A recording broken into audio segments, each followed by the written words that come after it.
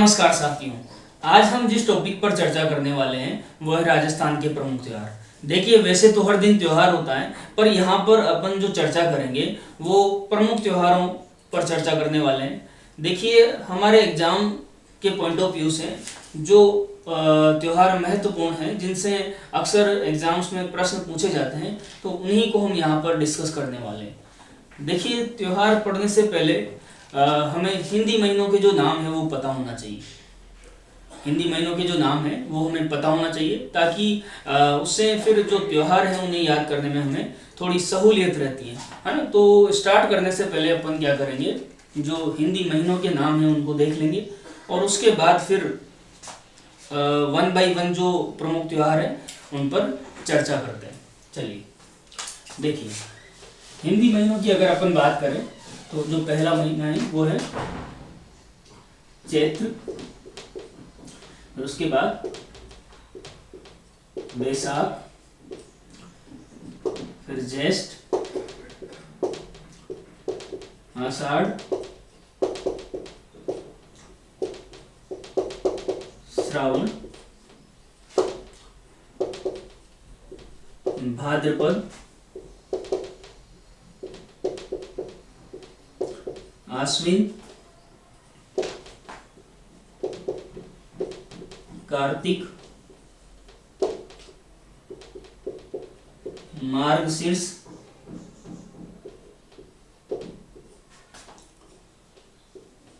पौष, माघ, और फिर फाल्गुन। तो ये हुए हिंदी महीनों के 12 नाम, है ना। अब देखिए, यहाँ पर हमें थोड़ा सा ये भी अपन याद रख लेंगे कि ये अंग्रेजी महीनों में किस किस अंग्रेजी महीने में ये पढ़ते हैं। तो देखिए, अगर चैत्र की बात करें तो जो चैत्र महीना है वो थोड़ा मार्च और थोड़ा अप्रैल में पड़ता है ना। तो इस चीज को भी अपन थोड़ा सा ध्यान रख लेंगे, ठीक है। मार्च और थोड़ा अप्रैल। फिर बात करें वैशाख की, तो वैशाख थोड़ा अप्रैल में पड़ेगा, अप्रैल, और थोड़ा मई में पड़ेगा। फिर ज्येष्ठ, ये महीना थोड़ा पड़ेगा मई में, और थोड़ा पड़ेगा जून में। फिर आषाढ़ की बात करें तो ये थोड़ा जून और थोड़ा जुलाई। फिर श्रावण की बात करें तो जो श्रावण महीना है ये थोड़ा पड़ता है जुलाई में, और थोड़ा अगस्त में।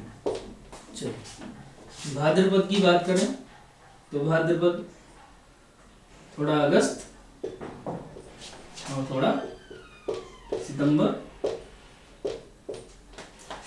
आश्विन की बात करें तो ये थोड़ा सितंबर और थोड़ा अक्टूबर। कार्तिक की बात करें तो कार्तिक अक्टूबर और नवंबर में पड़ता है, तो थोड़ा अक्टूबर और थोड़ा नवंबर। फिर मार्गशीर्ष थोड़ा नवंबर और थोड़ा दिसंबर। फिर पौष की अगर बात करें तो जो पौष है वो दिसंबर थोड़ा और थोड़ा जनवरी। माघ की अगर बात करें तो माघ थोड़ा पड़ेगा जनवरी में, और थोड़ा पड़ेगा फरवरी में। और फाल्गुन की बात करें तो थोड़ा फरवरी और थोड़ा मार्च। तो इस तरह से आप पहले तो हिंदी महीनों के जो नाम है वो याद रखेंगे। चैत्र, वैशाख, ज्येष्ठ, आषाढ़, श्रावण, भाद्रपद, आश्विन, कार्तिक, मार्गशीर्ष, पौष, माघ और फाल्गुन। फिर उसके बाद आपको ये देखना है कि ये अंग्रेजी महीनों में किस किस अंग्रेजी महीनों में ये पढ़ रहे हैं। तो वो भी अपन इस तरह से याद रख लेंगे। देखिए हिंदी महीनों की अगर अपन बात करें तो जो हिंदी महीने होते हैं उनमें दो पक्ष होते हैं ना, तो उस पर अपन बात कर लेते हैं। ये एक बार आप नोट डाउन कर लें।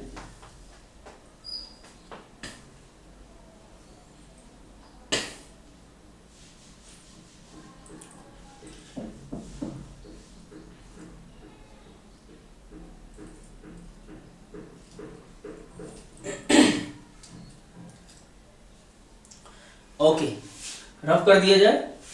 चलिए अपन बात कर रहे हैं कि जो हिंदी महीने होते हैं, तो हिंदी महीने में दो पक्ष होते हैं। एक होता है शुक्ल पक्ष और एक होता है कृष्ण पक्ष। देखिए जब चंद्रमा पूरा दिखता है, जब चंद्रमा पूरा दिखता है दोस्तों, तो उस तिथि को कहते हैं पूर्णिमा। जब चंद्रमा पूरा दिख जाए वो तिथि क्या कहलाती है? वो तिथि कहलाती है पूर्णिमा। अब देखिए पूर्णिमा के बाद क्या होता है कि जो चंद्रमा की जो कलाएं हैं वो धीरे धीरे कम होना स्टार्ट हो जाती हैं। तो धीरे धीरे मतलब चंद्रमा की कलाएं कम हो रही है, मतलब जो कृष्ण पक्ष है, जो अंधेरा पक्ष है, उसकी शुरुआत हो रही है। तो पूर्णिमा के बाद जो पक्ष आता है वो है कृष्ण पक्ष। पूर्णिमा के बाद कृष्ण पक्ष की शुरुआत होती है, और कृष्ण पक्ष की 1 से 14 तारीख, और कृष्ण पक्ष की जो 15वीं तिथि है, कृष्ण पक्ष की 15वीं तिथि को पड़ती है अमावस्या। कृष्ण पक्ष की 15वीं तिथि जो आएगी, 15वीं तिथि को पड़ेगी अमावस्या।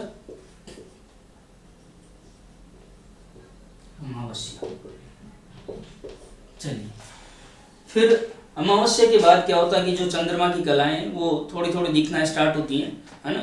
तो मतलब शुक्ल पक्ष की यहाँ से शुरुआत होती है। तो शुक्ल पक्ष में भी इस तरह से मतलब अमावस्या के बाद यहाँ से शुक्ल पक्ष की शुरुआत, ठीक है। शुक्ल पक्ष की भी 1 से 14 तारीख, और उसके बाद फिर 15वीं तिथि को, शुक्ल पक्ष की 15वीं तिथि को क्या पड़ेगी? बिल्कुल पूर्णिमा। पूर्णिमा मतलब चांद पूरा दिख जाए, ठीक है। तो इस तरह से शुक्ल पक्ष की 15वीं तिथि को पड़ेगी पूर्णिमा, और उसके आगे भी अगर चलें तो फिर जो चंद्रमा की कलाएं वो धीरे धीरे कम होती जाती हैं, और कृष्ण पक्ष की शुरुआत होती है, ठीक है। और फिर कृष्ण पक्ष की 15वीं तिथि को अमावस्या,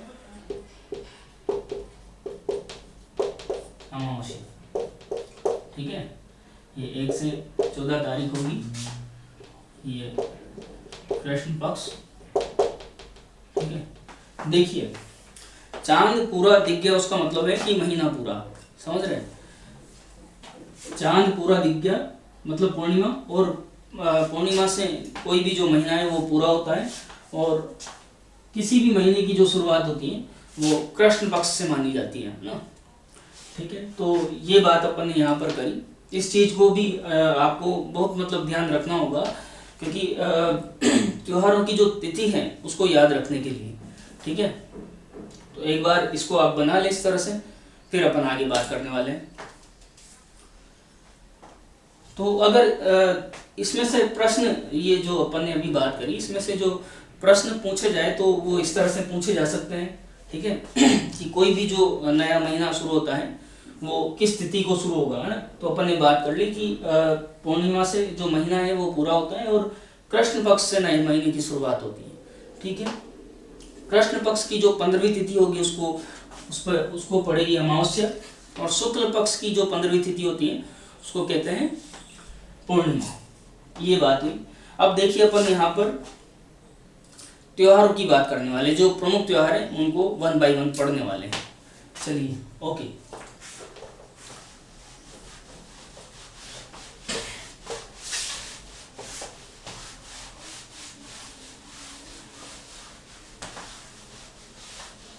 देखिए आपको क्या करना है, यहाँ पर इस तरह से मैं जो डायग्राम बना रहा हूँ वो बना लेंगे, और उसमें जिस महीने के त्योहार अपन देखने वाले हैं वो उसमें अपन देख लेंगे, और फिर उनसे जो रिलेटेड जो महत्वपूर्ण बातें हैं वो अपन अलग से यहाँ पर देख लेंगे। ओके, चलिए देखिए।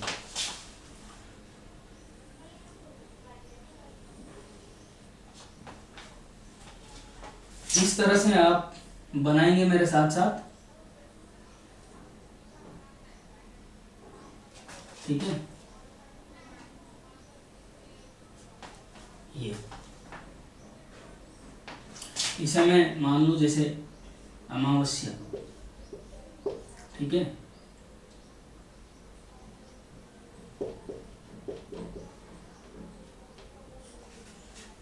दिख रहा है?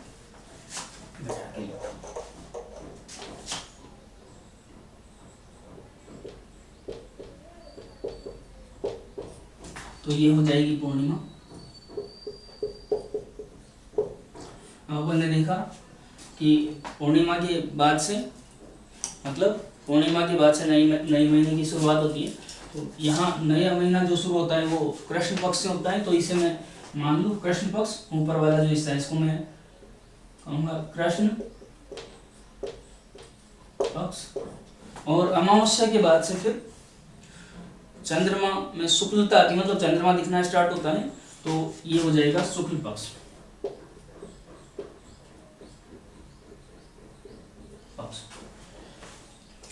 ठीक है। यहाँ पर अपन जैसे जिस भी महीने के त्योहार अपन पढ़े हैं उनको यहाँ पर पहले यहाँ पर ये जो डायग्राम बनाए इसमें देखेंगे, और उसके बाद उन त्योहारों से रिलेटेड जो भी महत्वपूर्ण बातें हैं वो वन बाय वन उन हर त्योहारों में अपन देखने वाले हैं। तो देखिए, पहला जो त्योहार मैं यहाँ पर लेने वाला हूँ वो है, पहला जो त्योहार है वो मैं यहाँ पर ले रहा हूँ छोटी तीज। अब देखिए, अगर छोटी तीज का जो त्योहार है उसकी तिथि की अगर मैं बात करूं तो वो पड़ता है श्रावण शुक्ल तृतीया को। श्रावण शुक्ल तृतीया, ठीक है। तो इस महीने को यहाँ इसे अपन श्रावण मान सकते हैं, ठीक है ना, श्रावण। और इसकी श्रावण जो महीना है उसमें शुक्ल पक्ष की तृतीया है ना, 1 2 3, ये तृतीया यहाँ पर पड़ रही, शुक्ल पक्ष की तृतीया। तो शुक्ल पक्ष की तृतीया को होगा छोटी तीज। इससे रिलेटेड जो महत्वपूर्ण बातें हैं वो अपन यहाँ पर देखते हैं। देखिए, ये जो छोटी तीज है श्रावण शुक्ल तृतीया, इसको देखिए श्रावणी तीज, एक तो कहा जाता है श्रावणी तीज, इसी को श्रावणी तीज भी कहा जाता है। और इसी से राजस्थान में त्योहारों का शुभारंभ माना जाता है ना। इससे राजस्थान में त्योहारों का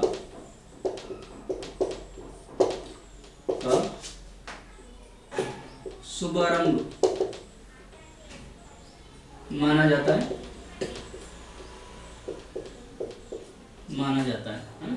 तो इस वजह से अपन स्टार्ट कर रहे हैं यहाँ पर श्रावणी तीज से, श्रावण शुक्ल तृतीया से, ठीक है। इससे रिलेटेड और जो महत्वपूर्ण बातें हो सकती हैं उनको अपन देख लेते हैं। देखिए, इस दिन जयपुर में तीज माता की भव्य सवारी निकलती है, ठीक है। जयपुर में तीज माता की भव्य और प्रसिद्ध सवारी का आयोजन होता है।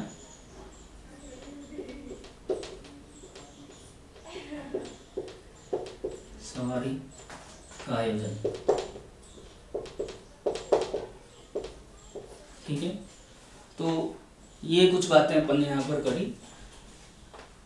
उसके बाद अपन नेक्स्ट जो श्रावण में त्योहार पड़ता है उसको देखने वाले हैं। तो देखिए, श्रावण में शुक्ल पक्ष की अगर बात करें तो फिर जो अगला त्योहार है वो पड़ता है श्रावण पूर्णिमा को। श्रावण पूर्णिमा को पड़ता है रक्षा बंधन। तो यहाँ पर अपन बात कर लेते हैं रक्षाबंधन।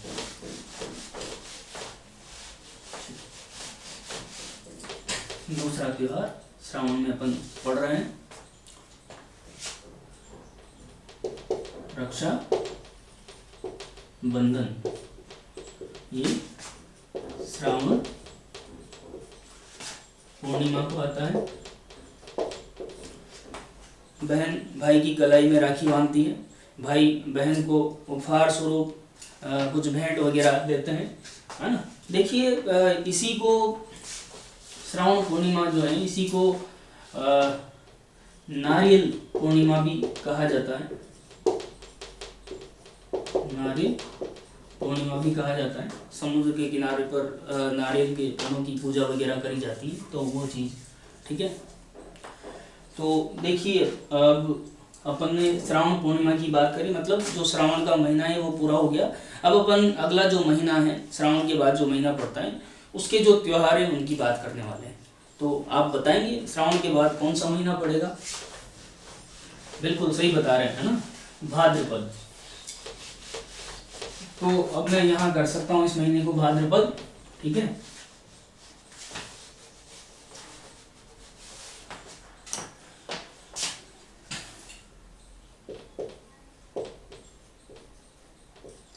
अब हमारे लिए ये जो महीना है ये भाद्रपद है, ठीक है।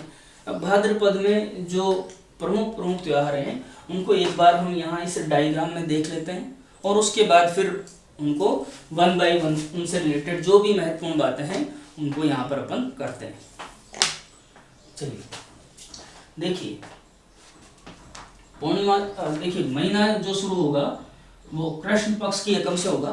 तो कृष्ण पक्ष की जो तृतीया होगी यहाँ पर 1 2 3, है ना। कृष्ण पक्ष की जो तृतीया होगी यहाँ पर आता है बड़ी तीज, बड़ी तीज। फिर उसके बाद अगर अपन बात करें तो कृष्ण पक्ष की जो षष्टमी है, इस पर त्योहार पड़ता है ऊब छठ, ऊब छठ। फिर उसके बाद कृष्ण पक्ष की अष्टमी पर जो त्योहार पड़ता है वो है कृष्ण जन्माष्टमी, कृष्ण जन्माष्टमी,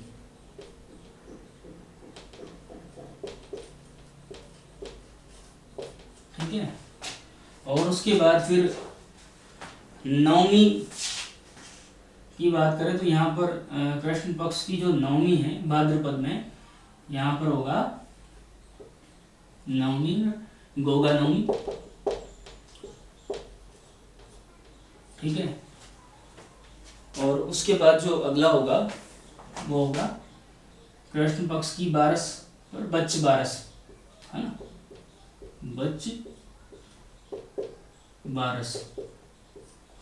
ये हुआ कृष्ण पक्ष में, भाद्रपद की कृष्ण पक्ष में जो प्रमुख त्योहार है, जो प्रमुख बातें वो।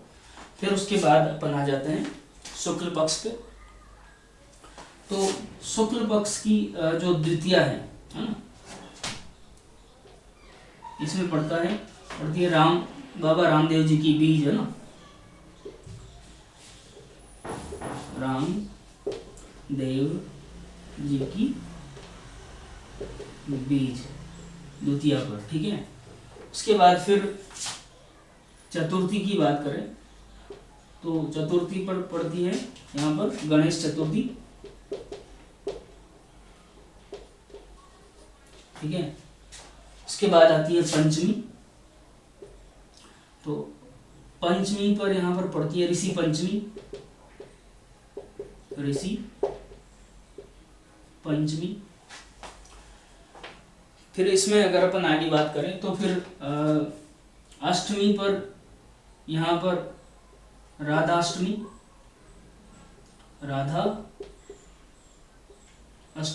राधाष्टमी, ठीक है।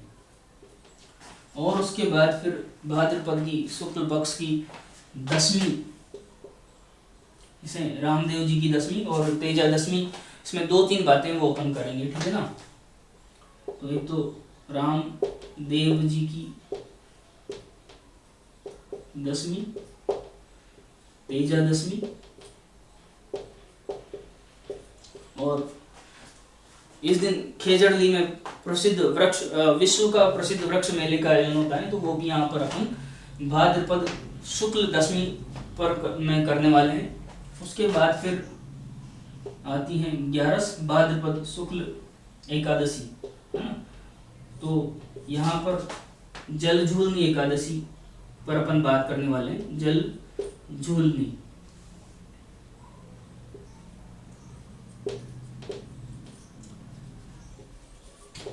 एकादशी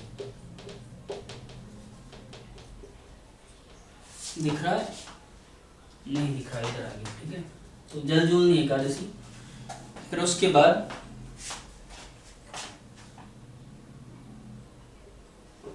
अनंत चतुर्दशी, है ना। अनंत चतुर्दशी की अपन यहाँ पर बात करेंगे। अनंत चतुर्दशी, ठीक है। तो ये बात हुई। फिर भाद्रपद की जो पूर्णिमा पड़ती है, तो भाद्रपद की जो पूर्णिमा है वहाँ से फिर श्राद्ध पक्ष की शुरुआत होती है। तो पूर्णिमा से क्या हो जाएगी? श्राद्ध पक्ष, श्राद्ध पक्ष का शुभारंभ होगा ना, श्राद्ध पक्ष प्रारंभ। तो ये बातें अपन यहाँ पर करने वाले हैं, ठीक है। तो भाद्रपद के जो प्रमुख त्योहार है उनको अपन ने इस तरह से देखा, ठीक है। अब यहाँ पर अपन 1 बाय 1 जो त्योहार है वो लेते हुए उनके बारे में जो महत्वपूर्ण बातें वो कर लेते हैं, ठीक है। चलिए, तो भाद्रपद में जो पहला भाद्रपद के जो में पहला जो त्योहार पड़ता है वो है बड़ी तीज। इससे रिलेटेड जो भी बातें हो सकती है उनको अपन देख लेते हैं, ठीक है ना। अगर इसकी तिथि की बात करें तो भाद्रपद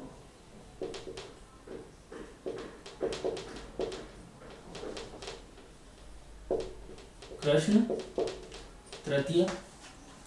देखिए, जो बड़ी तीज है इसी को कहा जाता है बूढ़ी तीज।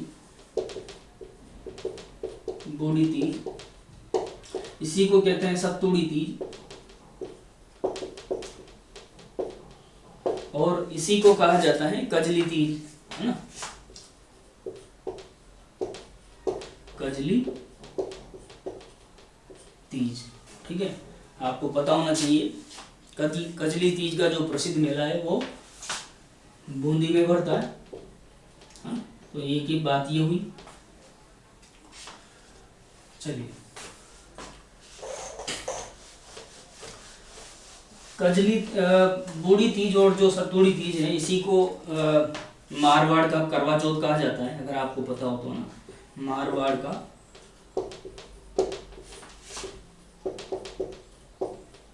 करवा चौथ, ठीक है। तो पहली चीज मतलब अगर देखा जाए सबसे महत्वपूर्ण जो बातें हैं वो ये है कि अपन को तिथि पता होना चाहिए, है ना। और उसके बाद उससे रिलेटेड भी बातें अगर अपन याद रख लेते हैं तो बहुत अच्छी बात है। अब नेक्स्ट अपन बात कर लेते हैं, इसमें मिटा दूँ ये, चलिए। अगला जो त्योहार है वो है ऊब छठ।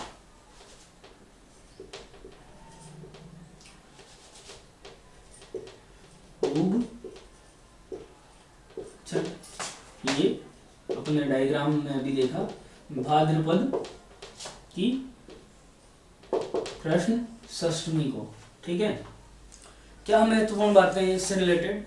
देखिए, ऊब छठ में क्या होता है कि इस दिन जो स्त्रियां व्रत करती हैं वो सूर्यास्त के पश्चात खड़ी रहती है ना, और फिर चंद्र दर्शन के बाद अपना व्रत खोलती हैं। तो ये इतनी सी अपन को यहाँ पर बात याद रखनी है, ठीक है ना, ऊब छठ में। फिर उसके बाद जो त्योहार पड़ता है वो है कृष्ण जन्माष्टमी। अगला है कृष्ण जन्माष्टमी, वही भाद्रपद कृष्ण अष्टमी, ठीक है।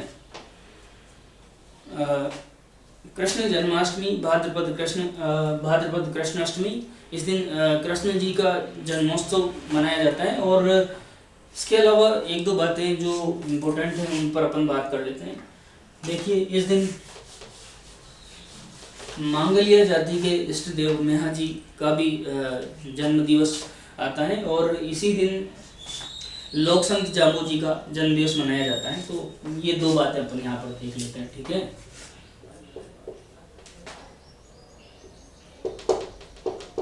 मांगलिया मेहा जी, इनकी जयंती, और इसी दिन लोक संत जाम्बो जी की जयंती, ठीक है। देखिए, मेहा जी की बात करें तो इनका जन्म अगर मैं आपसे पूछूं तो देखिए, मेहा जी का जो जन्म है ये बापिणी गांव ओसिया जोधपुर में हुआ है ना। अगर यहाँ पर एडिशनल क्वेश्चन अगर अपन याद रखें तो बापिणी गांव ये पड़ता है ओसिया जोधपुर में, ओसिया जोधपुर। और अगर जाम्बो जी की बात करें तो इनका जो जन्म है ये हुआ पीपासर नागौर, ठीक है। इसी दिन शक्कर पीर बाबा का उर्स पड़ता है, बाबा का उर्स भी बढ़ता है। कहाँ बढ़ता है? ये बढ़ता है चिड़ावा झुंझुनू, चिड़ावा झुंझुनू, ठीक है। तो ये कुछ बातें हैं जो आपको यहाँ पर इस स्थिति में ध्यान रखनी है, ठीक है। अब आगे बात करते हैं। एक बार आप इसे लिख लेंगे, नोट डाउन कर लेंगे जो भी आपको करना है, फिर अपन अगला जो त्योहार है उस पर बात करने वाले हैं।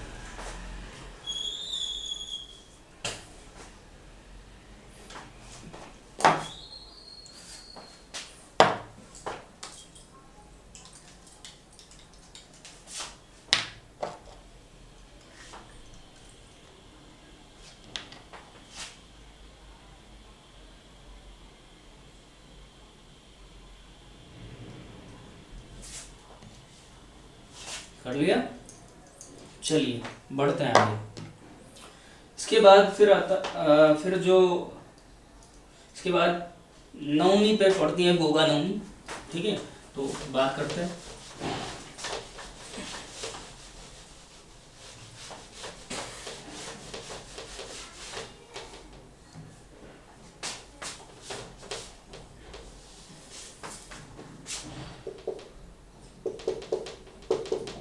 गोगा नवमी, ठीक है। गोगा नवमी भाद्रपद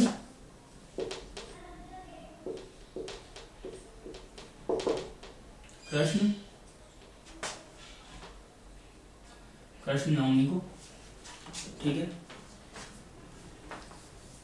लिखिए आप।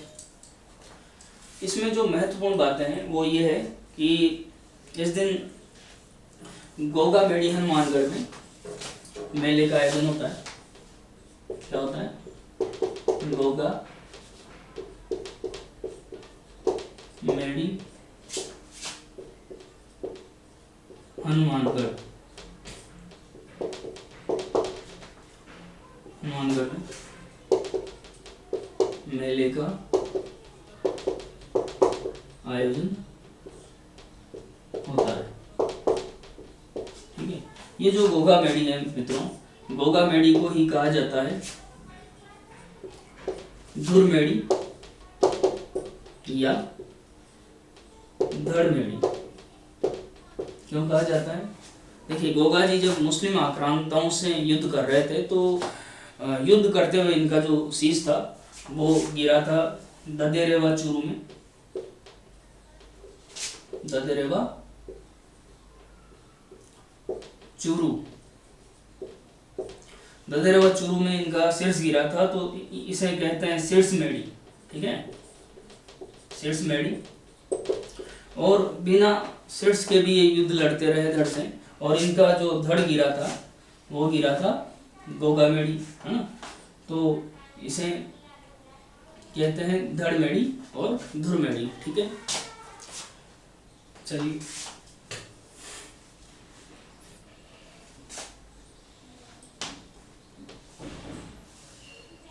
ओके, अब आगे बात करते हैं। आगे पढ़ना है बच बारस।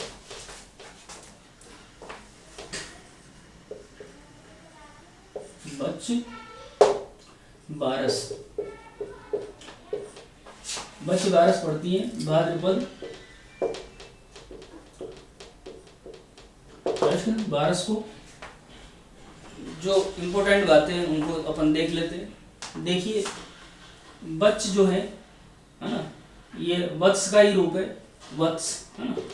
और वत्स का एक मतलब होता है पुत्र, और एक मतलब यहाँ पर है बछड़े से।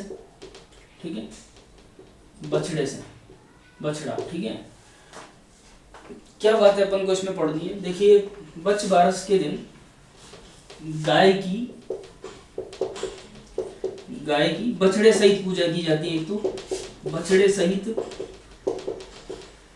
पूजा। ठीक है, इस दिन जो पुत्रवती स्त्रियां होती है वो अपने पुत्र की मंगल कामना के लिए व्रत रखती, एक बात ये हुई। और इस दिन गाय के दूध से बनी हुई वस्तुओं का सेवन वर्जित रहता है। ये 2-3 बातें अपन को यहाँ पर इसमें ध्यान रखनी है। ठीक है, एक बात, गाय के बछड़े सहित पूजा की जाती है। ठीक है, और गाय के दूध से बनी हुई जितनी भी वस्तुएं हैं उनका सेवन वर्जित रहता है। और जो पुत्रवती जो स्त्रियां होती है वो अपने पुत्र की मंगल कामना के लिए व्रत रखती हैं। तो ये बात हुई। ठीक है,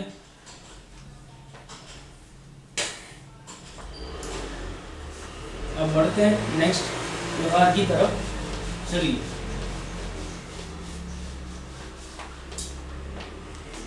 अब जो अगली बात अपन करने वाले हैं वो है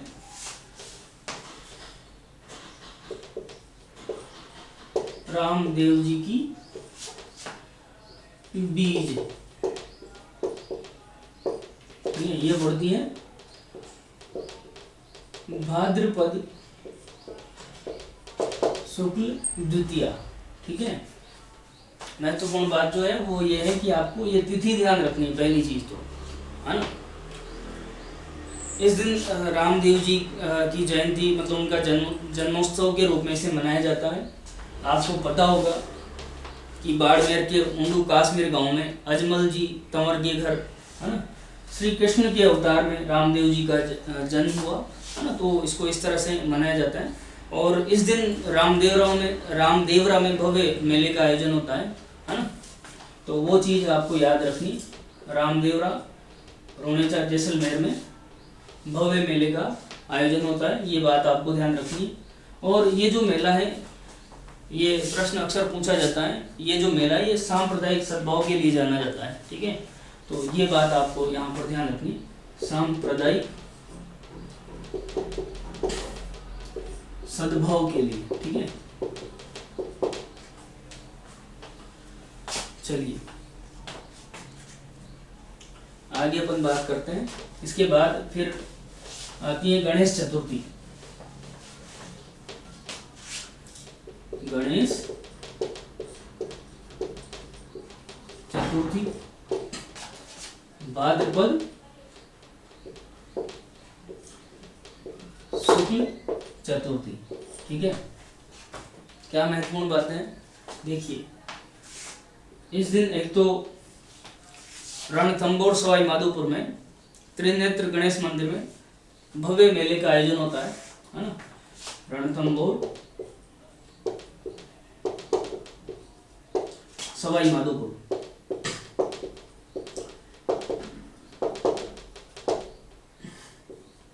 सवाई माधोपुर में त्रिनेत्र गणेश मंदिर में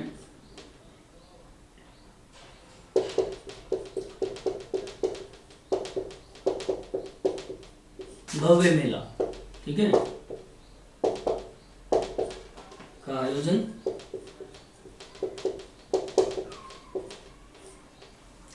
और दूसरी चीज इस दिन गणपति की जो मूर्ति है वो घर घर में गणपति विराजमान किए जाते हैं, है ना। तो ये बात हुई गणपति मूर्ति स्थापित की जाती है, विराजमान की जाती है, ठीक है।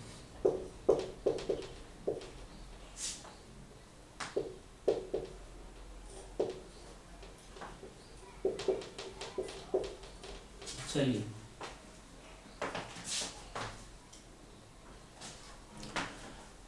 ओके, इसके बाद अपन बात करते हैं जो अगला त्योहार पड़ता है वो है ऋषि पंचमी। ऋषि पंचमी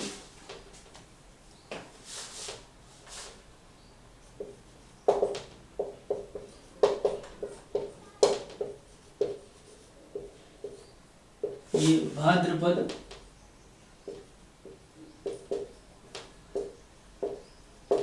शुक्ल पंचमी, है ना। इस दिन जो प्रमुख बातें हैं उन पर अपन बात कर लेते हैं। देखिए इस दिन एक तो माहेश्वरी और कायस्थ समाज के जो लोग हैं वो रक्षाबंधन मनाते हैं, है ना। माहेश्वरी वो कायस्थ समाज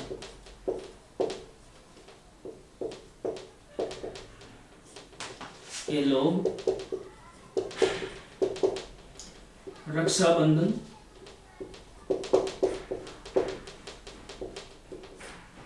मनाते हैं, ठीक है। और इसके बाद फिर अगर अपन बात करें तो ऐसा माना जाता है कि जाने अनजाने में हुए पापों को धोने के लिए लोग, मतलब ऐसी मान्यता है, लोग व्रत रखते हैं ना। जाने अनजाने में हुए पापों को धोने के लिए व्रत रखा जाता है,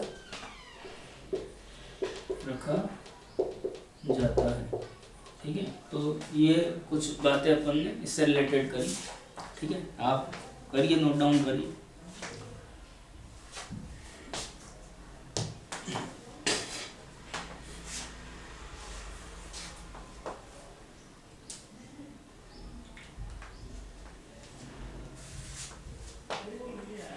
चलो आगे बढ़ते।